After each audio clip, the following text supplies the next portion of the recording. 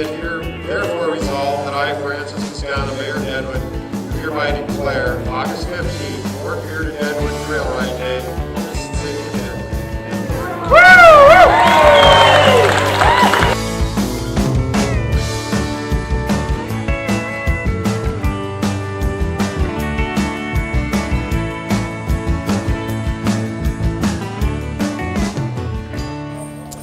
Wow, what a treat that was. We got to experience what it was like to actually ride in a stagecoach into Deadwood, just like they did 100 years ago.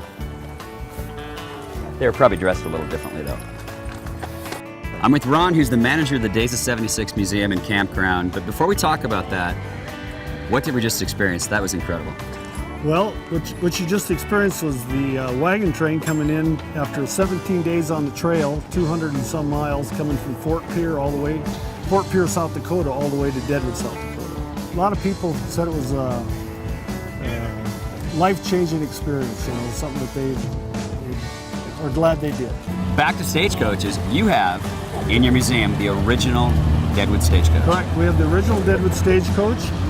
We did retire it 3 years ago and had a replica built because we'd have felt pretty foolish if we happened to have a wreck with that. And as we know, we can't have wrecks. So. No, you can't. Let's go check it out.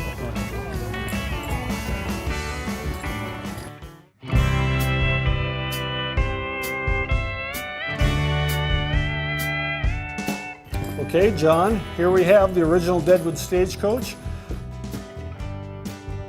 There was pretty rough and tumble times back then. We have some bullet holes through here that along the route. So where did this go from? Where was the main trek? This one ran between Fort Pier and Deadwood, and they could do that in 32 hours. Oh, that's nice. It took us 17 days to come across. Now, I saw a stagecoach over here that caught my eye. What's this one all about? This is actually a Landau. This is 1890. This would have been somebody with a little bit of money, a little prestige. It's fancy. Very fancy. It's very, very well built. The leather seats. Leather seats. Give her a shot. Wow.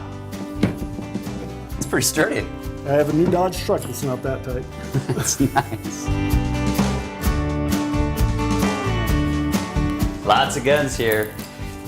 There's got to be one that's more famous than the others, right? Well, we have a very nice one over here. It's a 1866 Winchester 44. It was given to Mike Russell. Mike owned the Buffalo Bar here in Deadwood, and he helped finance Buffalo Bill's Wild West show, so it was given to him by Buffalo Bill Cody. We have this is the Don Clauser collection. Don was a local historian, had the trading post in Deadwood here, and had as I was growing up, all this stuff was in his trading post on the walls in there, and eventually sold his building, and he'd always been a strong supporter of our rodeos, so we contacted him and said, Don, we'd love to have your stuff back in town and we'd give you space. So he brought it back in, and this is pretty much how Don assembled it, and he passed away about 4 years ago. Here's that picture, John. It's a nude that was down in Poker House's brothel in Sturgis, and the story is that there was a bit of a ruckus, and there's some bullet holes, and one of the 4th Cavalry soldiers was killed down there.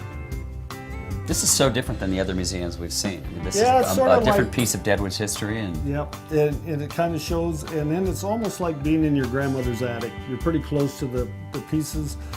We are in the middle of a capital campaign right now. We hope to build a new museum because as you look around in here, this was built in the 1970s. It was a pole barn basically to house our wagons and carriages, stagecoaches and stuff. And it evolved, but it's not very friendly to the items in the collection. It's tough to have a humidity control and to keep the chipmunks and stuff out. So how do our viewers get more information about the museum? Days of76.com or days of76.org. And we have a website out there. You can click on, there's a link to our museums from there, and we sure appreciate any comments or other things you guys want to talk about. Well, my comment is thumbs up. Ron, thanks so much. Thank you. Really appreciate it.